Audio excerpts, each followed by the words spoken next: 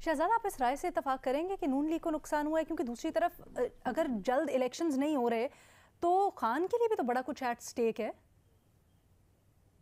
जो आउटराइट जीत हुई है, मैं बिल्कुल मुत्तफिक हूं बेनजीर की बात से, वो परवेज इलाही की हुई है। वो चाहते थे मैं चीफ मिनिस्टर रहूं और ज्यादा से ज्यादा वक्त अपना मुकम्मल करूं, तो वो उनको मिलता हुआ नजर आ रहा है। तहरीक इंसाफ की हार नहीं हुई है, लेकिन इमरान खान की जो ख्वाहिश थी कि मैं असेंबलियां तहलील करके प्रेशर क्रिएट करूं ताकि मुझे आम इंतखाबात मिल जाएं, वो ख्वाहिश तो पूरी नहीं हो रही। बट स्टिल गवर्नमेंट में वो तो रहेंगे, और बहुत से लोग उनको यही एडवाइस कर रहे थे कि गवर्नमेंट में रहना आपके लिए बेहतर फैसला है। लेकिन इमरान खान को क्योंकि अपनी नाअहली नजर आ रही है, उनको लग रहा है कि उनको सियासत से आउट कर दिया जाएगा, इसलिए वो चाहते थे कि इलेक्शन जल्द से जल्द हो जाए। आउटराइट लूजर मेरे ख्याल से इसमें ऑब्वियसली पीडीएम जमाते हैं, जो कि इतने दिन से दावा कर रहे थे कि 186 नंबर्स नहीं है इनके पास और ये नहीं ले सकेंगे एतमाद का वोट। लेकिन बहरहाल परवेज इलाही साहब ने ले लिया। कल कुछ नाम भी बताए गए कि एक खातून जो है वो मुल्क से बाहर हैं, कुछ लोग शहर में नहीं है, जियो फेंसिंग कर ली है, लेकिन उनमें से भी हमने देखा कि कई लोग जो है वो आगे वोट देने के लिए। और उसके बाद जो आपने देखा, राना सनाउल्लाह साहब प्रेस कॉन्फ्रेंस कर रहे थे कि सब जुडिस मैटर है, या इस वक्त इन्होंने गवर्नर के लेटर के तो ये खिलाफ थे, अब क्यों उस पर एतमाद का वोट ले लिया। तो उनकी अब दलील में, उनके दलाइल में जो लॉजिक पेश कर रहे थे, कोई ज्यादा वजन नहीं था। तो मेरे ख्याल से परवेज इलाही साहब की जीत हुई है। इमरान खान इस बात से शायद सेटिस्फाई हो जाए कि उनकी हुकूमत चलेगी, लेकिन इलेक्शन कैसे हासिल करेंगे वो पहले भी नहीं नजर आ रहा था, अब भी मुश्किल लग रहा है। और मेरे ख्याल से इस सारे मामले में ये जो परवेज इलाही साहब का एक इंटरव्यू था बड़ा अहम था, जिसमें उन्होंने कहा कि एस्टैब्लिशमेंट नहीं चाहती कि असेंबलियां टूटें, यानी कि एस्टैब्लिशमेंट नहीं चाहती है तो परवेज इलाही साहब भी नहीं चाहते हैं। और दूसरा उन्होंने ये भी कहा था कि उनको इलेक्शन होते हुए नहीं नजर आ रहे।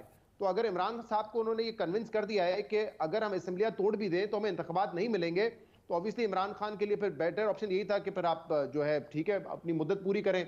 ये तो सुसाइड होगी कि आप असेंबलियां भी तोड़ दें और आपको इलेक्शन भी ना मिले।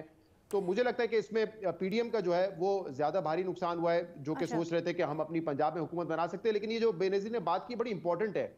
देखिए ये अब 2023 में ये समझना पड़ेगा नून लीग को कि एक तो उनकी सारी फैमिली मेंबर्स जो हैं वो इस वक्त बाहर बैठे हुए हैं।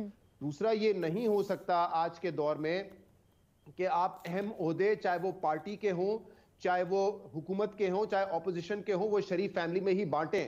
अभी जो अंसार अब्बासी साहब की खबर थी, जिसमें नून लीग के लोग ये कह रहे हैं कि कम से कम खुदा के वास्ते हमसे मशवरा तो कर लेते हैं कि अगर आपने मरियम नवाज को आपने पार्टी चीफ ऑर्गेनाइजर बनाना है, सीनियर वाइस प्रेसिडेंट बनाना है, आप बेशक बनाएं, लेकिन एटलीस्ट हमें इतना कम से कम आप एक रिस्पेक्ट दे दें कि हम सीनियर्स हैं तो हमसे मुशावरत कर ली जाए। वो भी नहीं दी गई। और फिर सोने पे सुहागा, अगले दिन ये जुनेद सफदर के हवाले से खबर चलाई गई कि वो भी आ रहे हैं और वो भी अपनी वालदा की मदद करेंगे, यानी कि लोग फिर ये समझने लगे कि अब थर्ड जनरेशन भी इन्वॉल्व हो गई है, अब शायद सारे ओहदे उन्हीं को मिले। बाद में उनकी क्लैरिफिकेशन आई, लेकिन सबको पता है कि वो आ गए।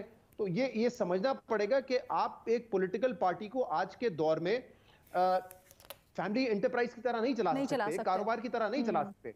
बेशक आप ओहदे दें, लेकिन जब वो मेरिट पर हो और मुशावरत से हो। बिल्कुल अगर आप फैसला कर ले बंद कमरे में कि कल से ये होगा, तो मेरे ख्याल से ये चीज जो है पॉइंट है आप दोनों का, इसको आगे चल के डिस्कशन में शामिल करते हैं। बस एक चीज मुझे कर ले, क्योंकि आप लोग काफ लीग को या परवेज इलाही साहब को सिंगल आउट कर रहे हैं, तो क्या ये समझते हैं कि काफ लीग या परवेज इलाही के जो इंटरेस्ट है और पीटीआई के जो इंटरेस्ट हैं वो अलाइंड नहीं है, वो एक साथ नहीं है? हाँ, इस हवाले से तो नहीं है। परवेज इलाही साहब तो आके कह चुके हैं कि हम तो चाहते हैं अपनी मुद्दत पूरी करें। तो असेंबली तोड़ने की जो ख्वाहिश थी वो तो इमरान खान की थी, परवेज इलाही साहब का ये इंटरेस्ट नहीं था। लेकिन हाँ, उनका ये इंटरेस्ट जरूर है कि उनकी फ्यूचर की सियासत, खासतौर पर मोने से ये समझते हैं कि वो इमरान खान के साथ जुड़ी है। तो अगर इमरान खान डट जाते कि यार ये तोड़नी ही तोड़नी है, तो फिर मेरे ख्याल से परवेज इलाही साहब के पास ऑप्शन नहीं रहता। वो बड़े परेशान थे परवेज इलाही साहब। तो ये समझना चाहिए ना कि इमरान खान को भी नुकसान हुआ है, तहरीक इंसाफ को भी नुकसान हुआ है, ये फिर खुल के कहना चाहिए आपको। देखिए, अगर इस लिहाज से आप समझते हैं कि उनको इलेक्शन नहीं मिलेगा, वो उनका नुकसान है, वो डिस्क्वालीफाई हो जाते हैं, वो नुकसान उनका जरूर हुआ है, वो ख्वाहिश उनकी पूरी नहीं हुई है।